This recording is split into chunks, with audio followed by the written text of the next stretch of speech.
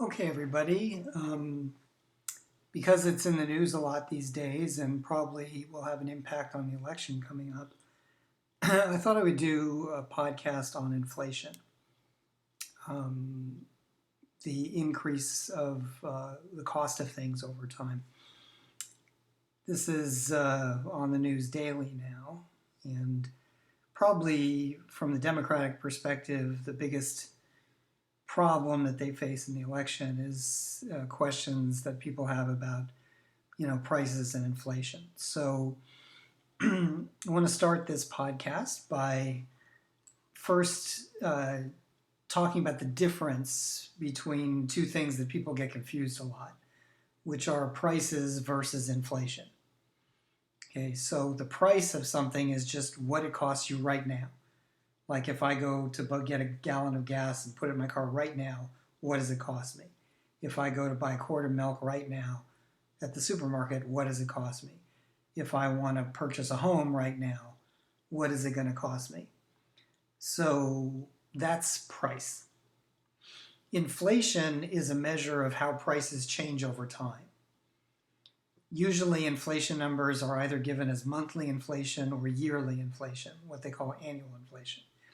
And that's basically how much more do things cost today than they cost those same things cost last month or a year ago. So although there's a relationship obviously between price and inflation, the higher the inflation is, the faster prices increase. But they're not exactly the same thing. What people respond to on a day-to-day basis is actual prices of things. So a lot of times you'll hear on the news, for example, oh, the inflation rate is down.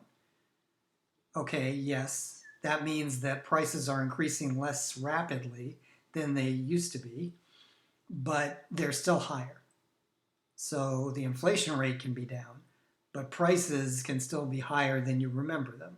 So if you're remembering back a few years, um, even though the inflation rate is way down from where it was a couple of years ago, the prices are still higher because even when the inflation is low, like right now it's at 2 or 3%, which is considered normal, that still means the prices are going up 2 or 3% a year.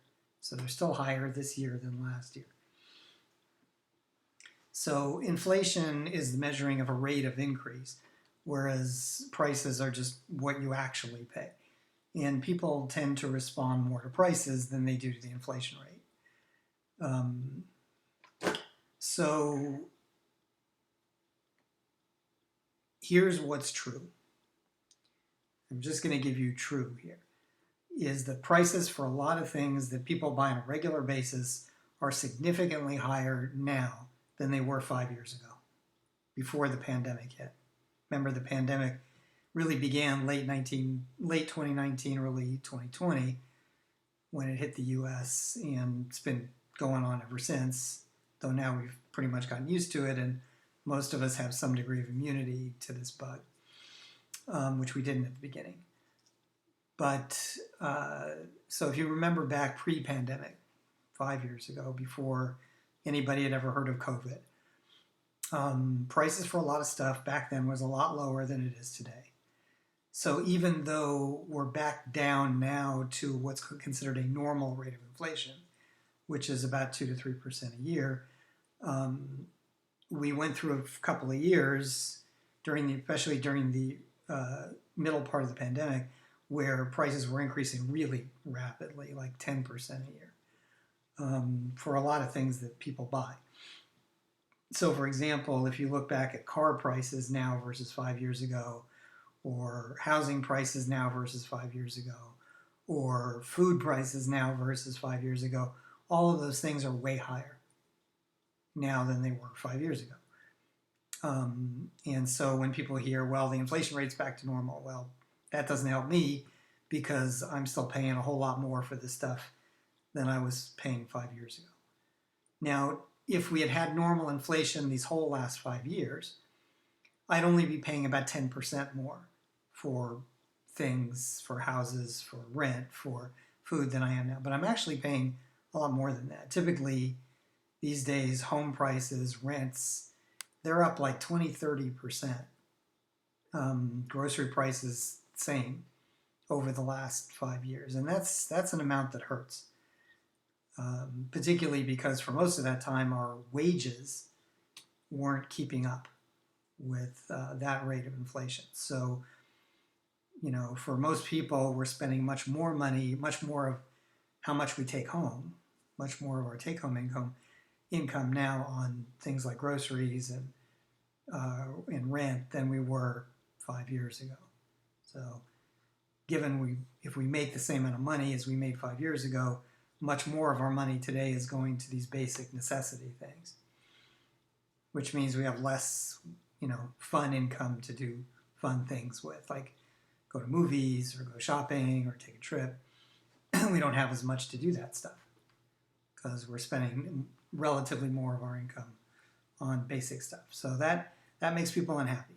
And that's totally real, okay? We had a few years in the COVID years when inflation was really crazy and prices went up a lot in a fairly short period of time. And there were all kinds of reasons for that. But a lot of them had to do with COVID. So I'm not going to get into all the rationales there and the reasons for those few years of really dramatic price increases, but a lot of it boils down to COVID. And so people can blame, administrations, they can blame politicians, whatever, but it was really COVID that disrupted the supply and demand things that normally keep, all that stuff in balance. Prices, wages, all of that. And COVID disrupted all of it. So particularly the lockdowns during COVID and then the supply chain issues, because it wasn't just, we get a lot of our goods from overseas, right? And we weren't the only ones locking down. A lot of people blaming our administrations because we locked down here. We actually locked down a lot less in the US than they did in other countries. For example, China really locked down. Seriously locked down. And China supplies a lot of our goods. So when China locked down during COVID, the factories basically stopped and suddenly there were no goods getting shipped here. But at the same time, people in the US, they needed more goods because we were staying home more and, there was, things we just needed a constant supply of. And suddenly we weren't getting it because a lot of that stuff was made in China and they weren't making anything. So prices went up for stuff. That's what they call a supply chain issue. And we had a severe one due to COVID. But it wasn't just the lockdowns here that caused it. It was the global lockdowns, particularly in the manufacturing centers like Asian countries. So you can blame U.S. officials for locking us down too much, and I think you can make a good case for that during the pandemic. But as far as price increases go, that was actually probably more due to lockdowns overseas than it was to lockdowns here. Although lockdowns here certainly played a role. In any case, important to distinguish prices from inflation. So when Democrats say inflation has, gone back down, so you guys should all be happy, we have a right not to be happy because yes, inflation rate has gone down. Things aren't increasing as fast as they were, but they're still way higher than they were a few years ago. And so we're still, as far as prices go, we're still struggling to meet the new prices now. So there's real economic pain there. And I don't think minimizing that pain by focusing on the rate of inflation rather than the cost of things is really very productive because it goes against what people experience on a day-to-day basis. All right. Now, I do want to make one case, though. Although I think the Democrats are being, obviously they're happy about the fact that inflation's come down. But, when they ignore sort of ongoing price increases that really have been hurting the average family, I don't think they're doing anyone a service by ignoring that stuff. But I have to say that the increase in prices has really been a problem through many administrations going back 50, 60 years. Democratic administrations and Republican administrations. So, neither party has bragging rights when it comes to stopping inflation, since neither party has really succeeded in stopping inflation. It's been ongoing pretty steadily. And, inflation by itself isn't necessarily a terrible thing, as long as the rate of inflation, that is the speed at which prices are increased, is matched by or is less than the rate at which your pay goes up. So when you talk about inflation and prices, you always want to compare that to wages, how much people are making.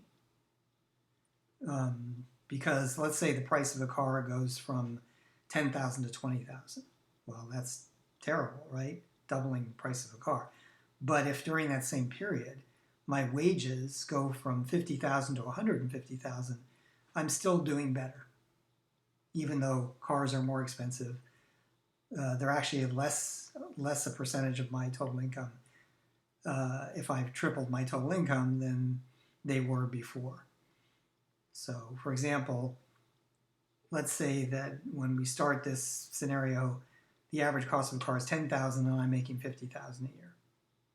So that means a car costs 20% of my annual income. $10,000 versus $50,000. But if at the end of this, the car costs $20,000, but I'm now making $150,000, then the car price is now is not 20% of my annual income. It's only about 12 or 13% of my annual income. So it actually, relative to my income, it costs me less to buy a car, even though the car price is twice as much, because my income is 3 times as much. So I can better afford the car, a $20,000 car at $150,000 income, than I could a $10,000 car at a $50,000 income. So I hope that makes sense. So the bottom line is you always want to compare prices and inflation to wages. If wages are going up faster than prices are, that's good. We're in good shape. So even if prices are increasing, if wages are increasing faster, everybody's in better shape.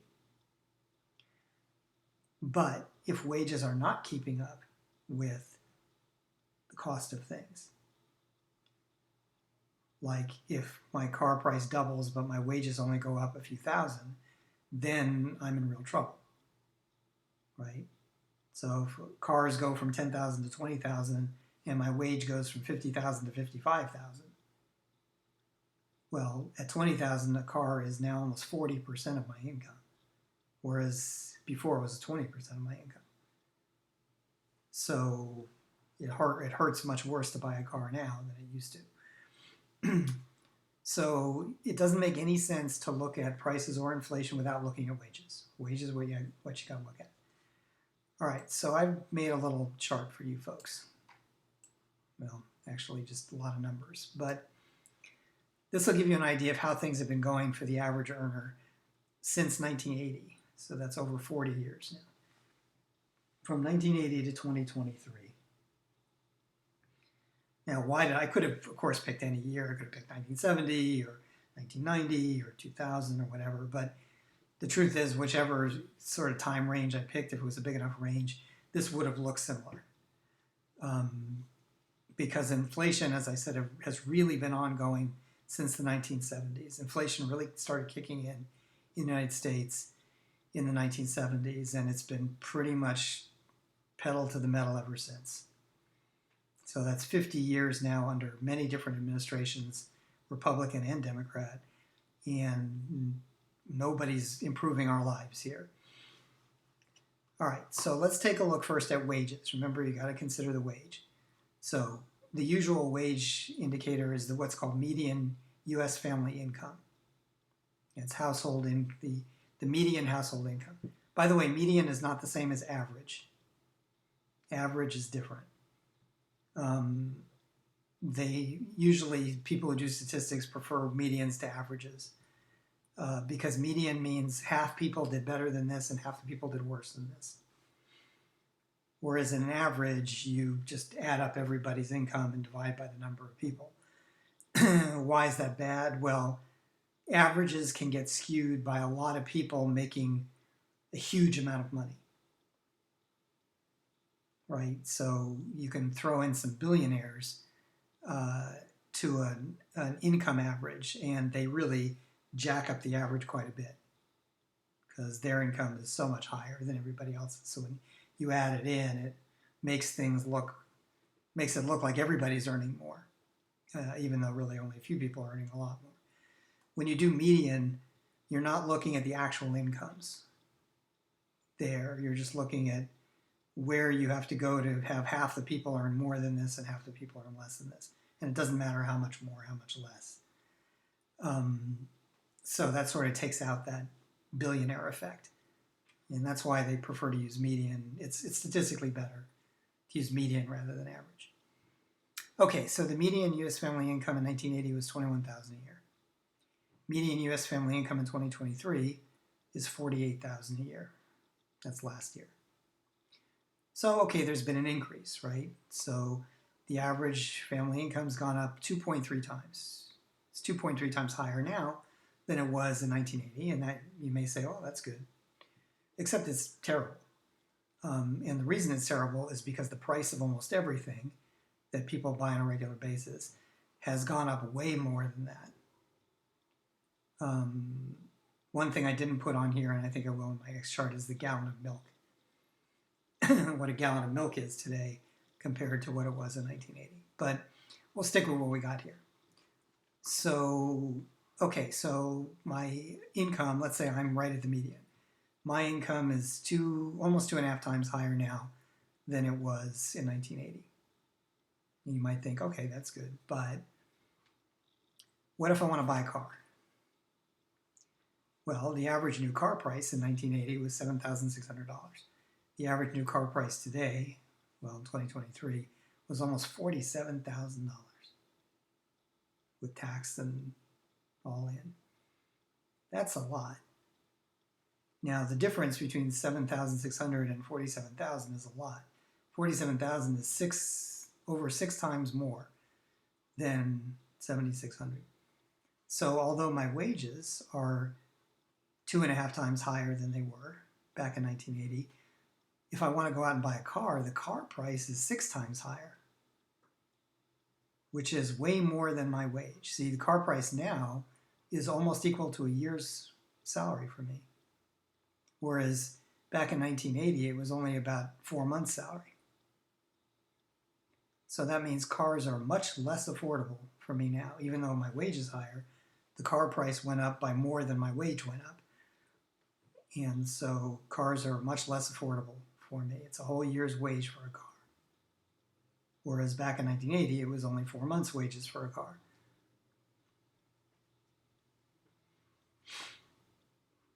So we can also look at rents. Let's say you're a renter. And I remember this well, because I actually did rent an apartment in 1980 for $250 a month. This is for a 2-bedroom apartment now. So the median monthly rent, and I should put median here too. Okay, so the median monthly rent for a 2-bedroom apartment in 1980 was $243. The median monthly rent for a 2-bedroom apartment in 2023 is $1,317. Okay, so compare this number with this number is 5.5 times higher. So again, my wages have gone up 2.5 times what they were in 1980, but my rent has gone up 5.5 times. Another way of looking at that is if you do this on a monthly basis, $48,000 a year is $4,000 a month. So my rent in 1980 was $243, which is less than a week's wage, given what I was making back then. Less than a week's wage compared to, what I would make now. It's actually only a few days worth of modern wages.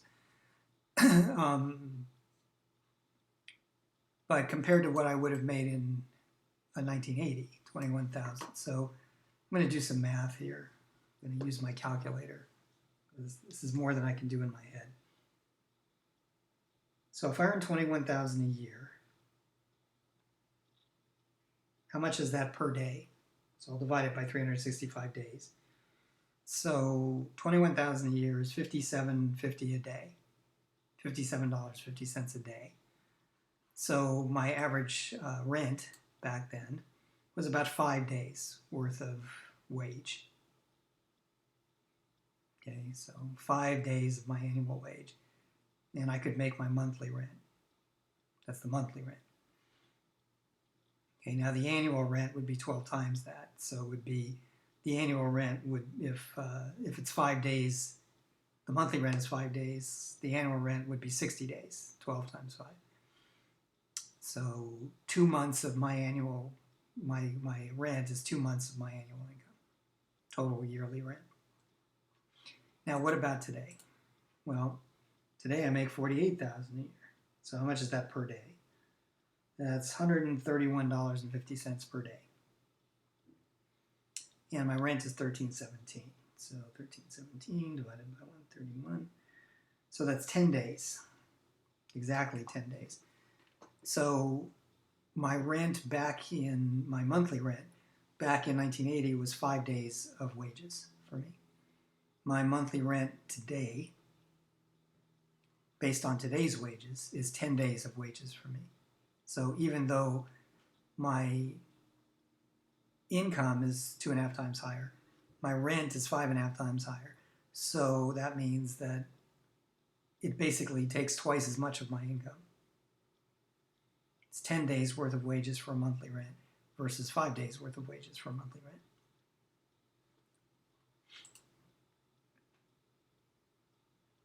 Or another way of looking at it is my whole year's rent back in 1980 was 2 months' wages, whereas my whole year's rent now is 4 months' wages.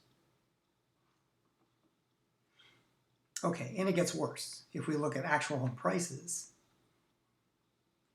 the median home price back in 1980, $47,200. Median home price in 2023, $412,000. This is for the entire U.S.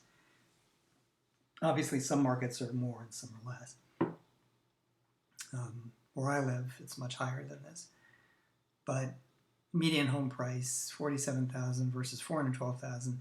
So the median home price now is 8.5 times higher than it was in 1980. But again, my wages are only 2.5 times higher. So if I wanted to buy a median home now and my wage is $48,000, that median home is like 8.5 times my annual wage. So it cost me 8.5 years worth of wage, basically. Whereas in 1980, $47,200 versus $21,000, it was only 2.5 times.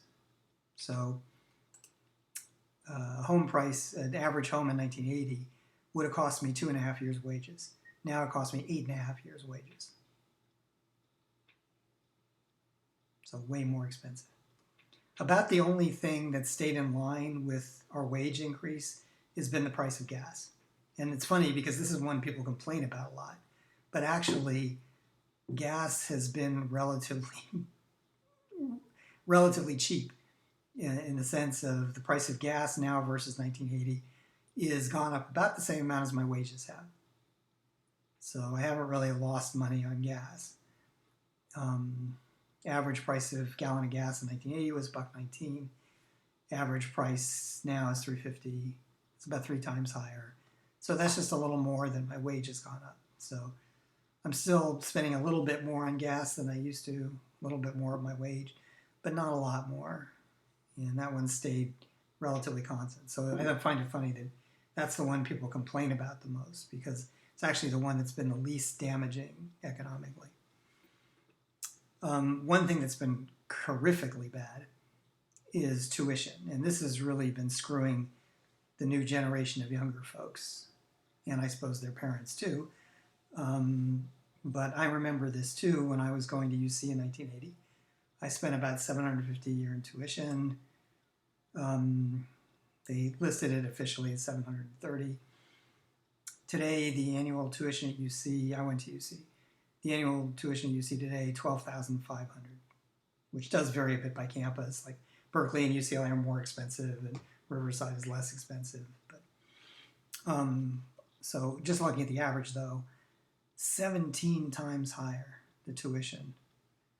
Now, does that mean that education at UC is 17 times better now, or 17 times more valuable now than it was? No, it isn't. Education today is not 17 times better and not 17 times more valuable. But the tuition is 17 times higher than it was in 1980. And you can see that way, way outstrips my wage increase. So if I'm trying to put a kid through college, let's say, and I want to pay their tuition because I'm a good dad, back in 1980, their tuition amounted to just about 3% of my annual income. So I could send my kid to college for a year just giving up 3% of my annual income. Now, to send my kid to college for a year, I'd have to give up 25% of my annual income. Ouch. Ouch.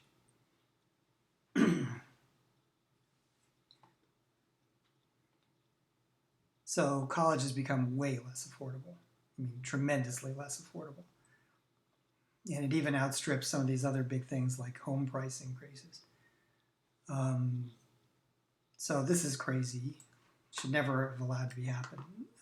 We should never have allowed this to happen, in my opinion. Particularly since the UC and CSUs in California here are controlled by state boards.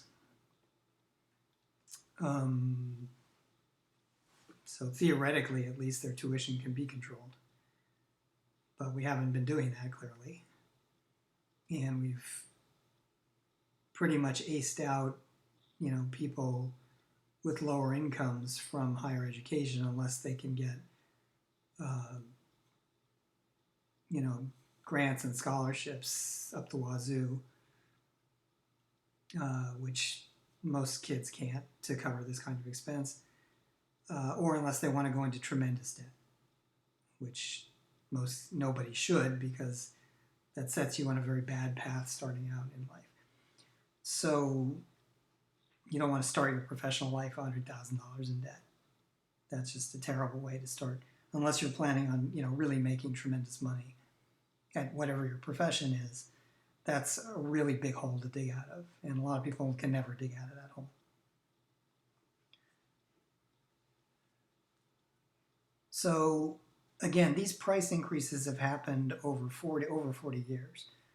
And we've had, during those 40 years, we've had Democratic administrations, we've had Republican administrations. And the inflation rates skyrocket under both of them. Okay, so how did this happen? How did we get here? Why has the cost of stuff outstripped our wages and incomes so dramatically over the last 40, 50 years? And I'm going to save that for the next video. The reasons why this has happened. And again, this has happened under Democratic administrations and under Republican administrations. Nobody is blameless here. Neither side, neither party. Both are culpable. So you want to blame someone for your financial situation, you can blame people, but you got to blame everyone, because they're all at fault, and in the next video we'll talk about how and why.